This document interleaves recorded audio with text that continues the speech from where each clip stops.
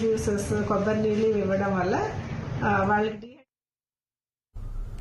Hyderabad is southern police station పరిధిలో ఈ నెల 19న జరిగిన హత్య కేసుకు సంబంధించిన 8 మందిని పోలీసులు అరెస్ట్ చేశారు.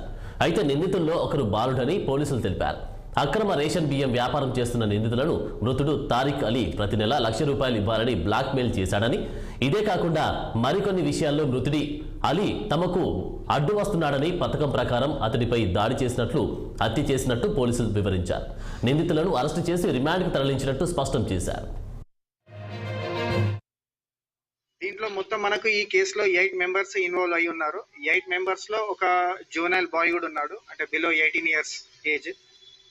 సో మొత్తం కూడా దీంట్లో 7 మెంబర్స్ ఎవరైతే డిసీజ్ న కత్తితోటి చంపారో దీంట్లో మనం సీజ్ చేసింది 4 నైఫ్స్ సీజ్ చేసాము. అదేవిధంగా 5 మొబైల్ ఫోన్స్ అండ్ 3 వెహికల్స్ కూడా సీజ్ చేయడం జరిగింది.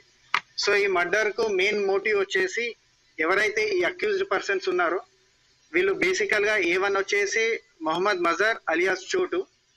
ఇతను మన ఐఎస్ సదర్న్ పిఎస్ లిమిట్స్ లో ఉంటాడు. ఇతను పీడిఎస్ రైస్ బిజినెస్ చేస్తాడు.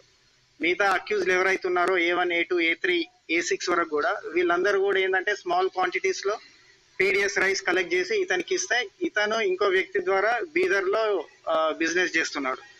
సో ఈ క్రమంలో ఏంటంటే డిసీజ్డ్ తారిక్ అలీ వీళ్ళ దగ్గర నుంచి మంత్లీ 1 lakh డిమాండ్ చేస్తున్నారు.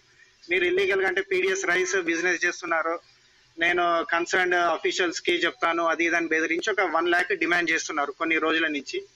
ఇదొక ఇష్యూ. అయితే మిగతా ఒక ఇష్యూ ఏంటంటే అక్టోబర్ మంత్ లో మన కర్మాన్ ఘాట్ లోని సామా బార్ అండ్ రెస్టారెంట్ లో ఎవరైతే ఈ అక్యూజ్డ్ ఉన్నారో వీళ్ళు ఒక 4 మెంబర్స్ డ్రింక్ చేస్తా ఉంటే పక్కకే టేబుల్ పైన ఉన్న ఆరిఫ్ అండ్ గ్యాంగ్ వాళ్ళతోటి వీళ్ళకు ఒక చిన్న ఘర్షణ జరిగింది.